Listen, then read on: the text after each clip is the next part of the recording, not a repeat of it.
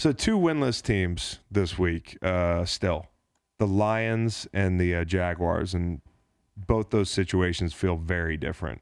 Same record, very different situations. And I think we know why. And I think it starts with who the head coach is. Like, that's literally why these 2 situations feel different. Detroit might have a lot less to look forward to from a personnel standpoint because they don't have somebody like a Trevor Lawrence who can change your entire franchise. But they have a head coach who seems to have the team's respect and actually has them in games that they're not supposed to be in and losing them tragically in ways that are heartbreaking, like today. I mean, you think you've got that game won and you leave Kirk Cousins too much time. Of course, it ends with him and Zimmer shoving each other. For people on the internet, they don't dislike each other. They probably dislike each other. Okay, but they're not just that awkward. Not because they're shoving each other. I used to shove the shit out of coaches, man. Just shove them hard after we won. I used to shove Greg Williams into the first row, dude, and I loved Greg Williams. But did you get your bounty check for that? That's funny. That's what a good joke. I've never heard that one. Oh man, so many options. You picked that one. I think people misread it online. I was seeing people retweet the video and kind of go, "Oh, trouble in paradise." Well, one, it's not paradise, and there is trouble probably, but it has nothing to do with the shove. I felt bad looking at the other team at the same time. They were standing there, the Lions, shell-shocked. Dudes were just standing on the field. And anytime you're standing on the field like that, especially in a meaningless game to most of America, 2 teams with losing records. By the way, that kind of fucked me because, again, I have Vikings under win total. Good Lord. You feel bad for players like that because that look, and that's that look where it's like, damn, dude, we really deserve to win this game. I cannot believe the shell shock feeling of losing on the road like that. The noise is deafening. People are running around. It kind of goes in. It's like slow motion. But they've seen this movie. They've lost twice this year on 50-yarders with no time left on the clock. The first team to ever do that. The question is, are they the best 0-5 team ever?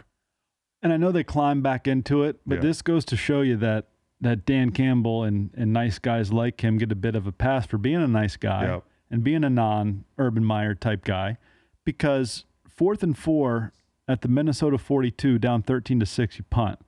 There's some questionable decisions being made on the sideline, from the sideline. They do claw back in it, get the lead, and then lose in heartbreaking fashion, as you discussed. That's the thing about being a good guy, a nice guy, though. Sometimes you get a little bit longer a leash. Yeah, I mean, 4th and 4. Minnesota 42, down 13-6, you punt. That's questionable. No question about it. It's questionable, Mr. Macon. And the baked-in part of this, I don't want to give him a pass if he's made bad decisions, but it's not like he's been a train wreck situationally this year. I think he caught some flack for, the end of the Ravens game. Some of the clock management decisions that people perceive were kind of foolish. Now, to be fair, I'm not watching every Lions game 0-60, but it seems to me that he's done a better than average job of managing this football team. By the way, the Ravens game, it ends in 4th and 19 for them. If they just make a play on 4th and 19, they have a win.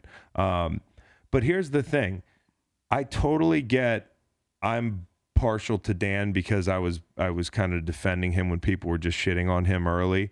And I get that he's a nice guy, so people see that clip after the game. And who doesn't feel like, man, that guy gets it, that guy cares. When you see your players give all that they have and you lose that way, it's tough. You don't want that for them. So... but we'll be better for it, And there again, credit Minnesota, but we made the one mistake that cost us, and so ultimately, we didn't do enough to win. But I was proud of them, and I love the fight they have in them, and I love the grit. If you played for a guy like Dan Campbell, Matt was asking me, hey, what would you think? And I was like, man, I would want to play for that guy because he's not faking that. Those are real emotions. I know phonies. That's not him, dude. That's not him because I've heard from people that played in New Orleans where he's grinded it out. I've heard from people that played with him, whether it was in New Orleans or somewhere else. He's coached under Sean Payton. He played a long time in the league.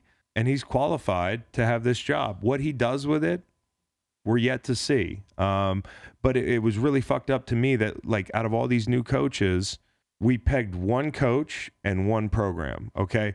In Houston, it was going to be a dumpster fire, and it is to a degree. Players weren't going to care. Players weren't going to be trying. Well, that's not true because they fucked around and won a game already and played in damn near all of them. Damn near all of them. So you picked that one to be the dumpster fire culturally. It is not currently, thanks to David Culley, who guys are playing hard for. And then you pegged Dan Campbell to be the idiot because you could fit a soundbite into a quote. You, the blue checkmark media, and you know, the NFL writers and intellectuals and people who never played the game. And I rarely do this, but I'll do this when people are just very short-sighted. You took a soundbite and you ran with it and you looked at the guy and heard him talk and you said he's a hardo. He's not a hardo. You said he's a meathead. Well, maybe he's the prototypical meathead, but the entire point was that you knew that players, you who never played, knew that players would not, quote, buy his shtick. It is not a shtick. Players buy whatever it is because they're playing hard for him. And on top of that, it wasn't even Dan Campbell. It wasn't Houston. It was Jacksonville. Jacksonville is checking both boxes, dude. Jacksonville is the dumpster fire. Urban Meyer is the distraction. Urban Meyer is the guy who people aren't getting the shtick on because it's not a shtick. It's exactly who he is. And it sucks because all you fucking, you know, pile on people online piled on Dan when the guy with the rap sheet is right there in front of you with no NFL experience. So the guy that actually has broke his back, literally playing in the NFL, I don't know if he broke his back, but you take years off your life doing it. If you're a blocking tight end for a decade in the 2000s and 90s, that guy was supposed to be the idiot. And maybe he is, maybe he isn't. But all I'm saying is give him a chance, and I actually buy his shtick, whatever that is. Jacksonville, dude, a lot of coaching issues even today. Crowd booing Urban in pregame warmups. Yeah, dude. That's bad. Getting him to throw the challenge flag. Yes, dude. Getting him to throw the challenge flag. They booed him in pregame warmups. They got him to throw the challenge flag. Challenge flag out. He's listening to his coaches upstairs to decide whether he wants to challenge it or not. I mean, you're almost in the red zone here. Whether to do it or not, there it is. He may have just decided to do it just to do it. Which was ill-advised, right? Yes. I mean, it was. I saw 2 seconds of the highlight, and I was like, what are we doing?